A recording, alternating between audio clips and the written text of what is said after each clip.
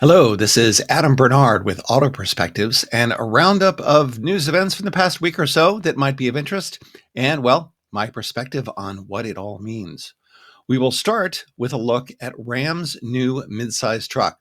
Now, Ram just confirmed that this vehicle is going into their Belvidere plant in 2027. This is the plant that used to make the Jeep Cherokee up until last year.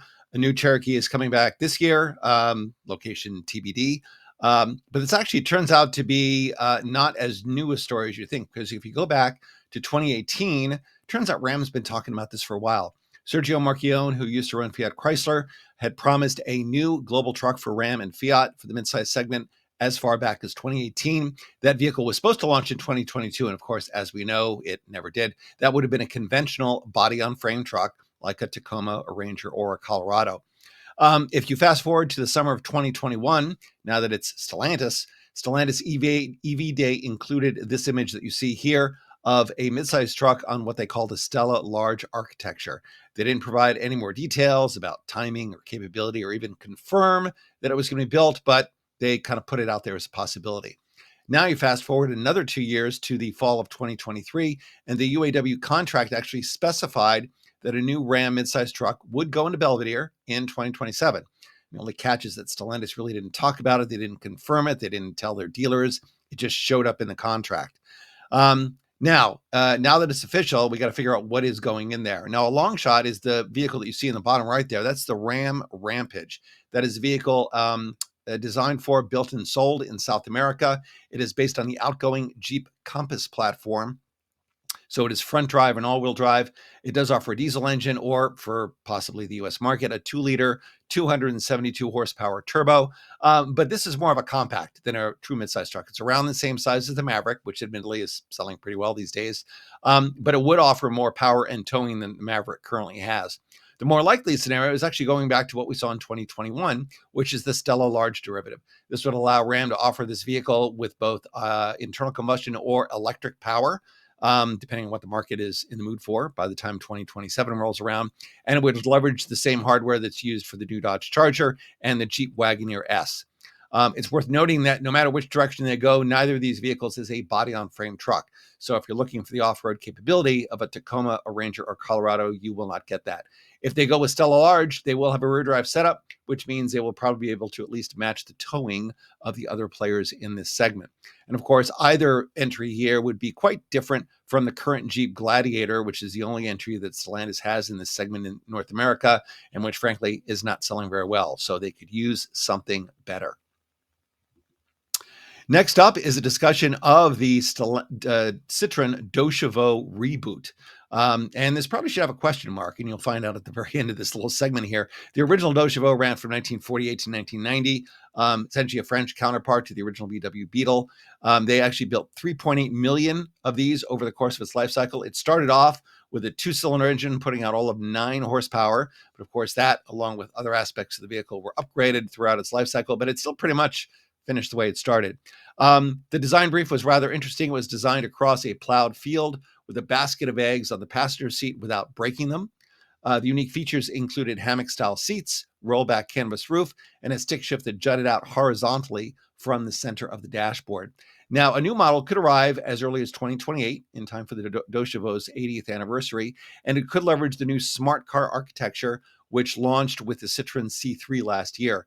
That is designed to be a low-cost, multi-energy platform. The Citroen EC3 will add an electric 20,000 euro variant to its lineup later this year. So yes, you could do a low-cost electric vehicle for Europe off of this platform.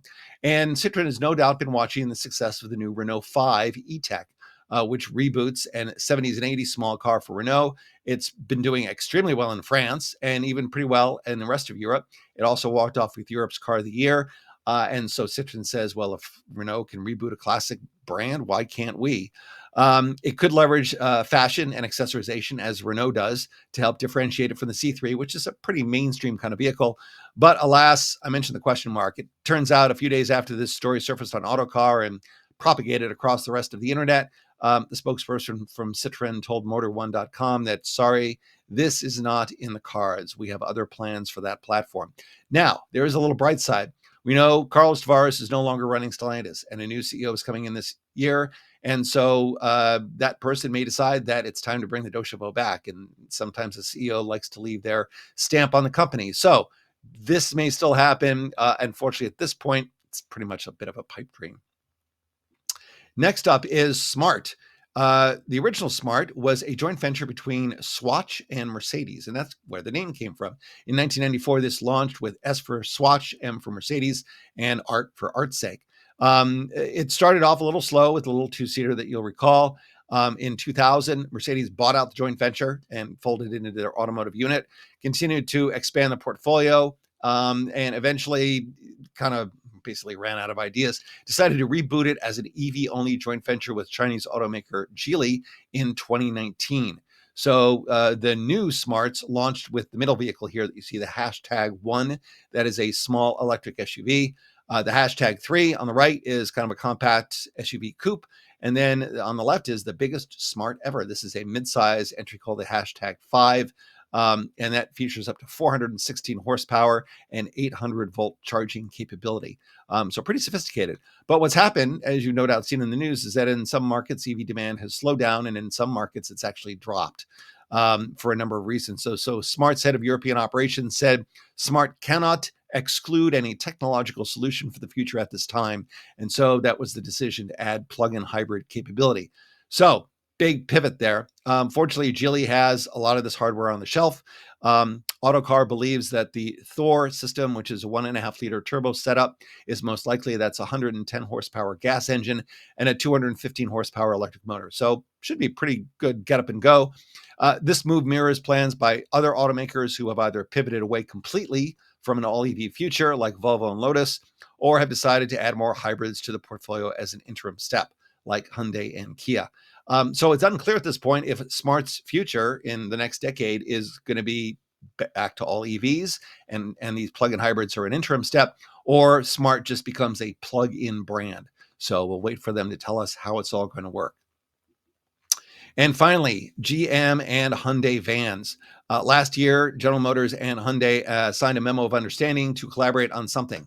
It could be joint product development, could be shared powertrains, or it could be what the CFO of Hyundai talked about in the Q4 results call, which was for GM to get rebadged versions of Hyundai Vans for their North American commercial portfolio. This is the ST1 that you're looking at here. It's a chassis cab and a high-top cargo variant based on the Hyundai Staria minivan. So these are kind of mid-size, large mid-size entries. There's a cargo version of the Staria available as well, which is likely to get electric power. These run for about $40,000 in the Korean market. They brought into the US, they would slot below the new Bright Drop vans that are now Chevrolets, and they would sit alongside the Chevy Express and the GMC Savannah, which, believe it or not, are now close to 30 years old. Under the skin of the ST1 is a 76 kilowatt hour battery and a front mounted 215 horsepower motor. So a nice low cargo floor. The EPA range would probably work out to about 160 miles. So not bad, at least for an urban oriented vehicle. But this is Hyundai, and Hyundai has outfitted these vehicles with 800-volt charging technology. So they can recharge from 10 to 80% in 20 minutes, which makes them rather unique in this segment. An open question is the chicken tax. Now, some of you are familiar with the chicken tax as it applies to pickup trucks. Any pickup truck imported into the U.S. gets slapped with an immediate 25% tariff. Turns out that also applies to cargo vans with a gross vehicle weight rating, or GVWR, of under 10,000 pounds. And so these vehicles probably fall into that category. So for this to work, if that's the plan, Hyundai would probably have to build these vans somewhere in their existing EV North American manufacturing footprint. So we'll wait to hear on that. If GM goes down this road, these would compete with the next generation electric Transit, which will be a standalone entry off a new electric skateboard platform in 2026. The next Mercedes e-Sprinter, which also moves to a dedicated platform, and of course the existing Ram ProMaster electric. And that about winds up the news for AutoPerspectives News Roundup. If you like what you see, leave us a note or a comment or a review and hit the subscribe button below. And of course, visit us at autoperspectives.net. We'll see you back here soon. And thanks for listening.